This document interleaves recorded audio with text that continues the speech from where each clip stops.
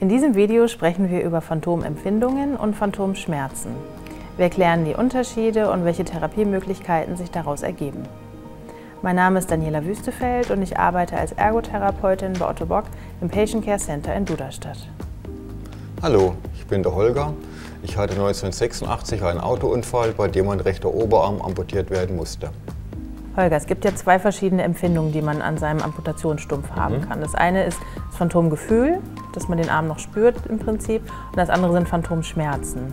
Wie ist denn aktuell deine Situation mit dem Phantomgefühl? Das Phantomgefühl habe ich eigentlich seit Beginn meiner Amputation, dass ich immer das Gefühl habe, ich habe eine Faust, die geballt ist, kann gedanklich die Faust öffnen. Ich kann den Daumen kreisen, aber sobald ich aufhöre, mich auf das Phantomgefühl zu konzentrieren, merke ich wieder, wie sie die Faust schließt. Das ist ja eigentlich auch eine sehr positive Sache mit dem Phantomgefühl. Das hilft ja auch enorm, seine myoelektrische Prothese zum Beispiel zu steuern. Man stellt sich vor, man spannt den Bizeps an und der Ellbogen beugt sich. Und die Vorstellung, man streckt den Ellbogen durch Anspannung vom Trizepsmuskel und dann streckt sich auch der elektronische Arm. Somit wird das Ganze ja auch viel intuitiver. Leider spüre ich den Ellbogen so gut wie gar nicht. Ich spüre eigentlich hauptsächlich die Hand mit vielleicht 90% und nur ganz selten ein anderes Körperteil. Das ist ganz typisch. Oft wird auch empfunden, dass der Arm zum Beispiel nach einer Zeit verkürzt ist. Ja, das kann ich bestätigen. Zu Beginn meiner Amputation früher war meine Hand genau da, wo sie die Prothesenhand befindet. Mittlerweile sind alle Empfindungen genau bis an die Stumpfspitze heraufgerutscht. Okay, ja. Und wie ist das mit den Phantomschmerzen, gerade jetzt im Moment?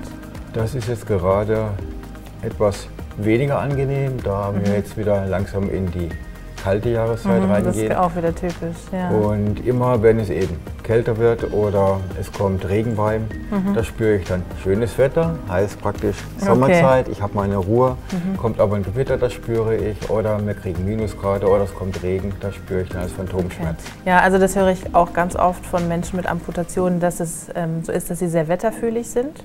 Also dass sie dann genau je nach Jahreszeit mal ein paar Phasen haben, wo sie mehr Schmerzen haben oder auch weniger Schmerzen haben. Genau. Und hast du schon verschiedene Behandlungsmethoden ausprobiert? Etwas, mit dem du gute Erfahrungen gemacht hast, wie du das vielleicht verringern kannst mit den Schmerzen? Es wurde einiges an mir ausprobiert. Ich hatte damals, das war ungefähr 2 Jahre nach der Amputation, wurde bei mir mit Akupunktur versucht, ob da irgendwas sich verbessern würde. Wie waren da die Erfahrungen? War ich leider nicht sehr empfänglich dafür. Dann bekam ich einen ziemlichen Tablettenmix, das hat mir auch nicht so geholfen. Ja, die Gefahr ist groß, wenn man dauerhaft länger unter Phantomschmerzen leidet, dass man sehr viele Medikamente nimmt und das sogar einschränken kann bei der Verkehrstauglichkeit oder beim Führen von Maschinen bei der Arbeit. Daher finde ich es immer sehr gut, wenn es möglich ist, dass man alternative Methoden probiert und dass man eben so lange leider suchen muss, bis man das Richtige findet, auf das man gut anspricht. Es gibt nicht eine Lösung, die für alle gut funktioniert. Ja. Also wie gesagt, das mit den Schmerzmitteln, das wollte ich nicht, weil möchte ich vom Körper her überhaupt nicht, weil es so ungesund ist. Verständlich. Die beste Lösung für mich war später autogenes Training, um eben den Phantomschmerz gedanklich abzudämpfen und damit unter Kontrolle zu bekommen. So ein bisschen aus dem Fokus rausrücken, den Schmerz. Ja, ich glaube, das ist ein ganz schwieriges Thema, auch wenn man so schwierig Erfahrung weitergeben kann von einem zum anderen, weil es nicht eben diese eine Methode gibt, die für alle erfolgreich ist.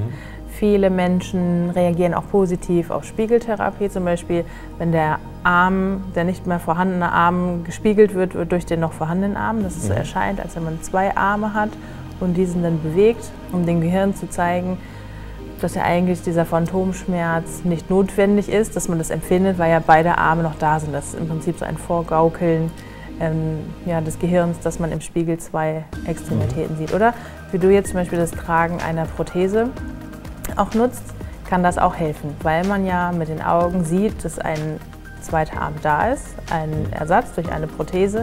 Und wenn man dort effektiv seine Muskeln anspannt, dass es auch eben positiv sich auswirkt. Also das habe ich auch gemerkt, wenn ich eine Prothese trage und der Muskel am Stumpf eben auch arbeiten kann, dass die Anfälligkeit für Phantomschmerzen zwar nicht ganz verschwunden ist, aber sie ist doch deutlich herabgesetzt. Und bei verschiedenen Menschen gibt es auch verschiedene Intensitäten. Also wir sprachen schon von der Wetterfühligkeit. Es kann auch sein, dass das Schmerzlevel relativ gering ist. Wir sprechen so von einer Schmerzskala zwischen 0 und 10. Und bei manchen Menschen verhält sich das mit den Phantomschmerzen so, dass die Schmerzen relativ gering sind, in einem Bereich vielleicht zwischen 0 und 2.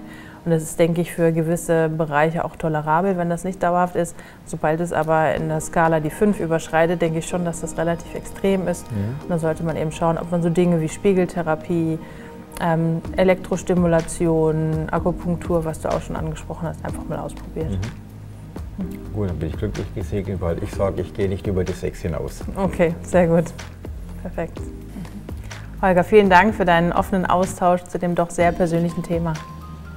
Okay, sehr gerne. Hat mir Spaß gemacht.